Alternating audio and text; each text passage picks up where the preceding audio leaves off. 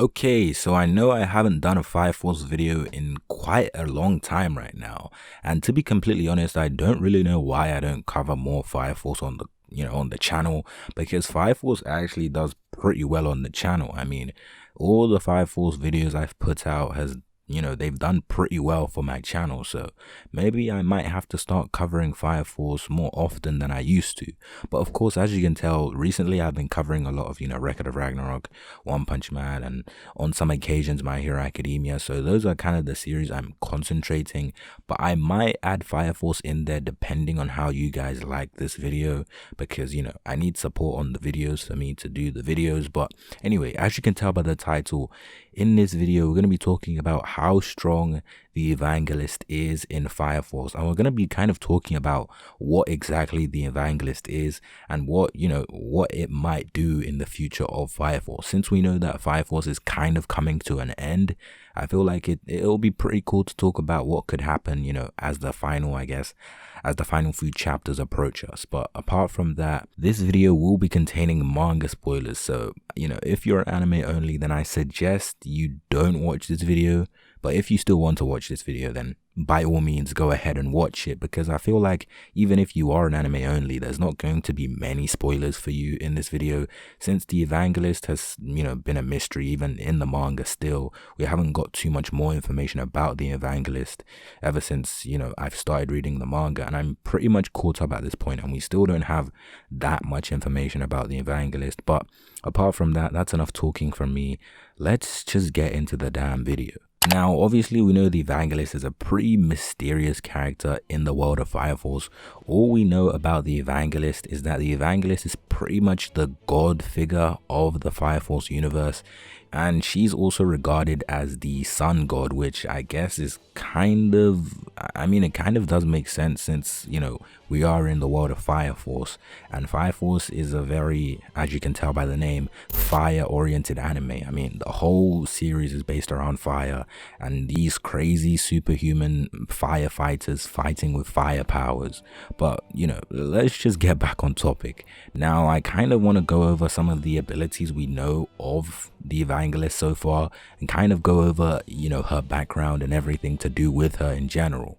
Now, first of all, let's start off with her background. Now, in the aftermath of the Great Cataclysm, the being emerged from the tear in space after Tenpei approached it, calling the Evangelist a god and begging for his happiness to be returned after the Cataclysm took everything from him.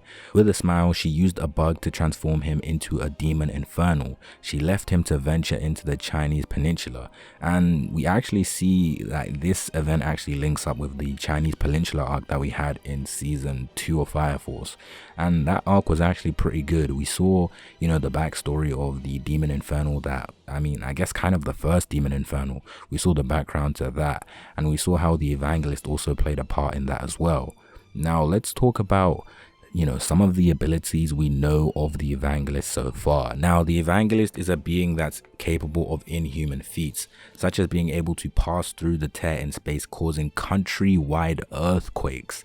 Now, of course, this is going to be very important when talking about how strong the Evangelist is at the end of this video, because if you didn't know already, I'm not going to only talk about the Evangelist strength in the world of Fire Force, but I'm also going to talk about the Evangelist strength in terms of actual scaling terms. So that's pretty interesting to talk about, and we'll see my verdict at the end of the video.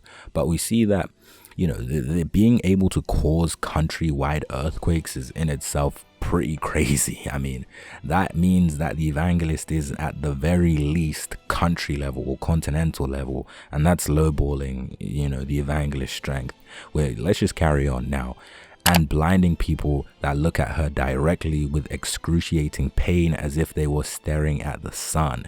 Now, this again is also pretty impressive. I mean, just looking at the Evangelist can cause you to burn your eyes off, which if you ask me is kind of insane. I mean, the Evangelist just not even having to move a finger can cause extreme pain to a normal person's eyes. So that's already a pretty impressive feat. Now, moving on, those who also possess the Adola link are capable of forging a connection with the Evangelist, receiving something called grace.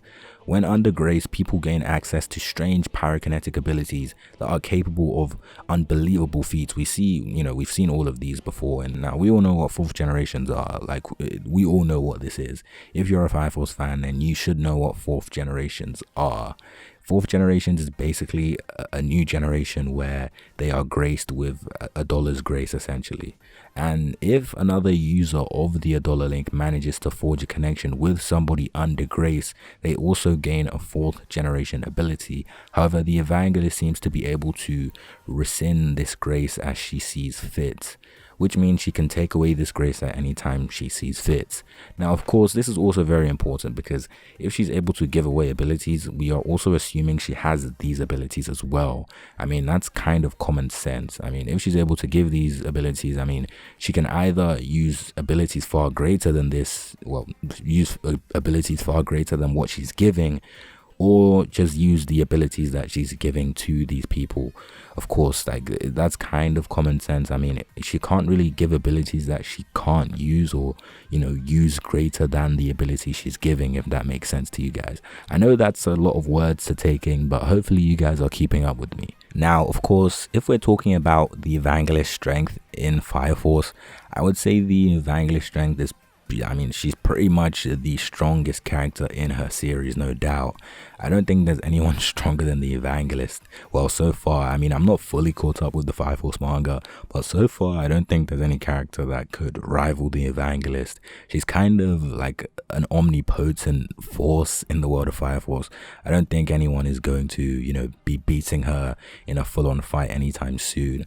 I feel like the Evangelist is just kind of this one above all that looks over the Fire Force world. I guess she is kind of an antagonist in a way, but I'm not too sure right now, because the Evangelist, although she's being portrayed as kind of the antagonist, she's just kind of the person that the White Clad are kind of worshipping. It's not very clear that she's on one side, although it's kind of, implying that she's kind of the villain of the series.